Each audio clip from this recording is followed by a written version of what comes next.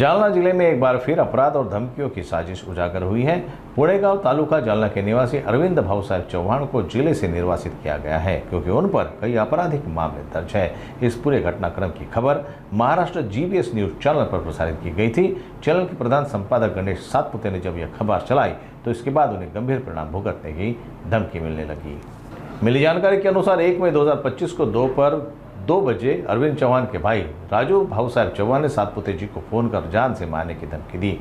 स्वयं अरविंद चौहान जो फिलहाल जिले से निर्वासित है, उन्होंने फोन कर सवाल किया कि उनके और उनके भाई के खिलाफ खबर क्यों चलाई गई। बातचीत के दौरान उन्होंने भी सीधी धमकी दी, यदि भविष्य में उनके खिलाफ कोई खबर प्रसारित की गई तो इसका अंजाम जानलेवा होगा।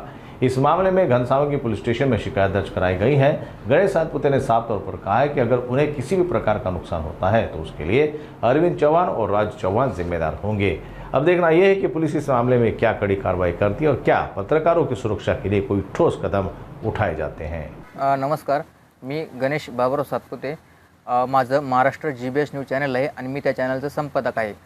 तर विषय असा आहे की तालुका पोलीस स्टेशन हद्दीमध्ये अनेक गुन्ह्यामध्ये असणारा अरविंद भाऊसाहेब चव्हाण याला माननीय एसडीएम कार्यालय यांनी 1 वर्षाकरता हद्दपार केले होते आणि मला तालुका पोलीस स्टेशनमधून प्रेस नोट भेटली। त्या प्रेस नोटच्या आधारे मी बातमी लावली होती त्याची। त्या बातमीचा राग मनात धरून आरोपीच्या लहान्या भावाने मला शिवीगाळ करून जीव मारायची धमकी दिली।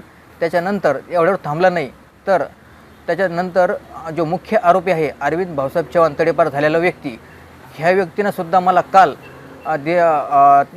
समजा 3:38 धमकी दिली आणि तुला जीव मारून टाकी, तुलाच पत्रकार झाला का। आणि त्याच्यानंतर ते एवढं थांबलं नाही तर माझ्या पत्नीला सुद्धा तिने असलेल्या भाषेमध्ये वापरले की बाबा असं करीन तसं करीन।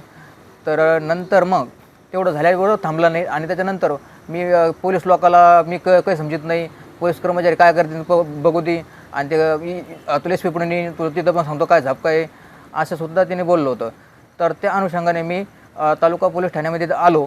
तर ती घटना होती दयांत्रवाली इथली, पण ते मला लक्षात नाही आलं। त्याच्यामुळं मी रात्री घनसावंगी पोलीस स्टेशनमध्ये जाऊन जो मुख्य आरोपी अरविंद भाऊसाहेब चव्हाण याच्या विरुद्ध गुन्हा दाखल केलेला आहे।